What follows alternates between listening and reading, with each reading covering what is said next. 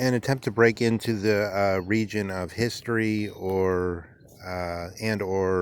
historicism through the subject matter of language. Uh, Agamben has said, Giorgio Agamben has said, in both my written and unwritten books, I have stubbornly pursued only one train of thought, presenting the following statement. What is the meaning of, in scare quotes, there is language? Again, in both my written and unwritten books, I have stubbornly pursued only one train of thought. What is the meaning of, there is language? So I try to approach this through the road of relatively recent history. The contest, which is a contest of the culmination, in a way, of a contest of many hundreds of years between, in a way, two parts of the same family, which is to say the French and the Germans. So in the time of Ernst Renan, 1882 or so, sometime after the Franco-Prussian War, taking the side of Enlightenment France, Ernst Renan has written an essay called What is a Nation? And he's written explicitly against and in confrontation with the representatives of the Prussian thinking on language, which is at the same time the Prussian thinking on what constitutes the Germans as a whole. So we have he gives an account of both Herder and of Fichte, who have both produced accounts of the origin of language and the meaning of language for the Prussians and for an understanding of who the specific group, which would be called Deutsch or German, is meant to be. So remembering, of course, that the French have a different name for the Germans than we do, or than the Germans do themselves. We have a bunch of endonyms and insider names and outsider names here, which indicate more than just linguistic usage, but also go back into history. But okay, so what he has said in this essay is that the principle out of which we're to understand the organization of a nation ought to be the daily plebiscite. But back behind this, so that we're talking about a public discussion, should decide what happens in the nation. So, and in contradistinction to what was already known, of course, long before, even though he's already speaking beyond Darwin, but it was already known long before this that there's such a thing as families, and there's bloodlines, and that they produce offspring, and so on. So, one, it's set against this, but he doesn't attribute that view to the Germans. So we're not talking about Blut and Boden, blood and soil, or something like the views of the Back to the Land, or the Nazi views about race, the Nazi concept of biological race in some sense, and or of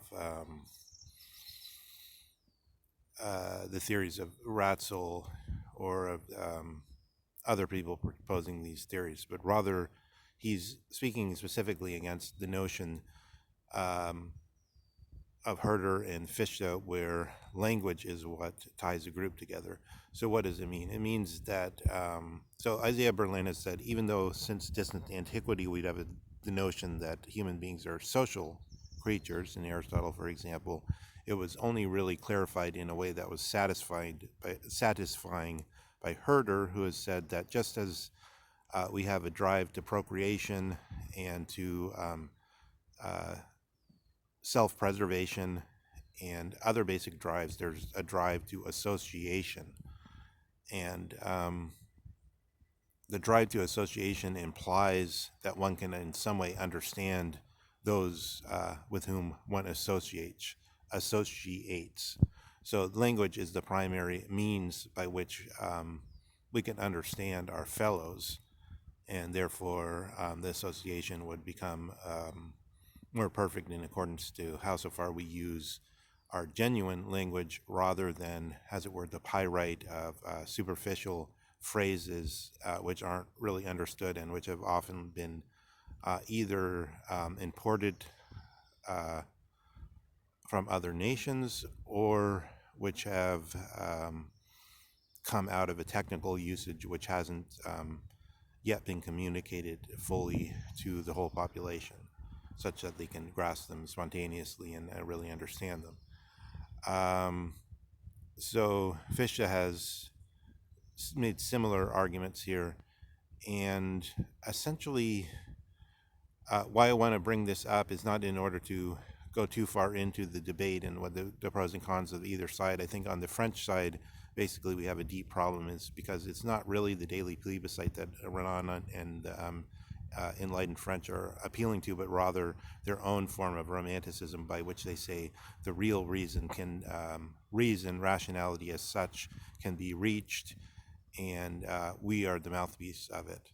Whereas what Fichte is saying is that certain very basic concepts, such as the distinction between an outer realm, nature, an inner realm, the soul, or the mind as we call it in the modern usage, were first discovered and promulgated from whoever first noticed that and then started to explain it to others.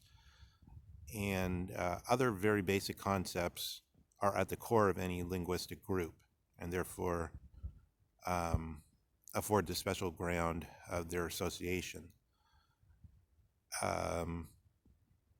So far as we have this kind of problem before us, then the issue of historicism comes in the sense is, can we simply ignore the fact that this problem has been raised?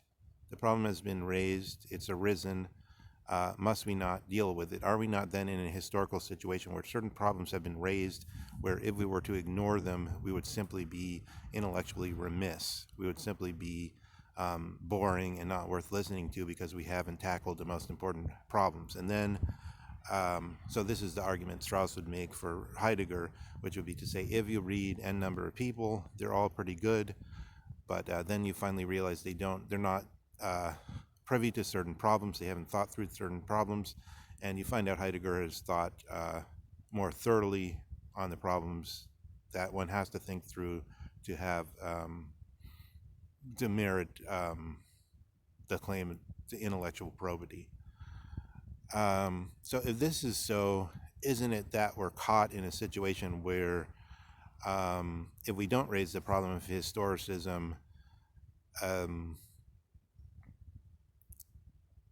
we've gone wrong in some way. So then we can see that when we try to get to Jakob Boehme, for instance, Jakob Boehme doesn't know about the problem of language. He hasn't raised the problem of historicism. He doesn't say there's questions that my people that came before me were asking, and then now I'm involved in them because I'm part of history. He doesn't ask the question, what is history?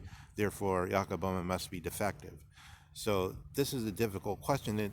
The very fact that we would start with that question and then conclude that we can genuinely access Jakob Boehme, putting aside that, shows that we're in a different situation than somebody that never raised the question in the first place.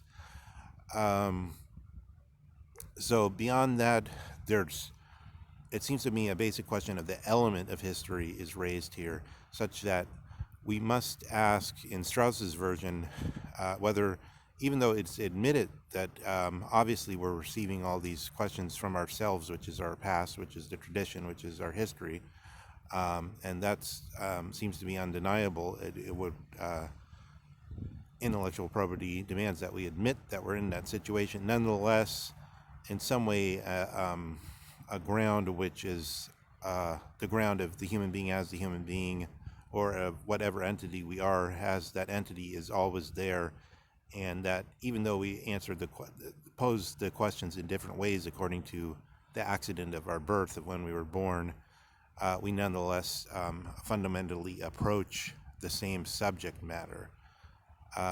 This question of whether we're totally in history, an element of history, or whether there's something which remains as though an axis mundi within those stars scribbled on the sky, which are turning like a great wheel in the night around us forever, the circular time of the ancient Greeks, or something similar to that, persist, clarifying what we are asking when we ask about whether history is primary, or when we ask about whether some other region out of which the questions can always be asked, out of which truth, goodness, and beauty can always be approached, or which is to say the problems which most affect human beings can be approached. Clarifying these issues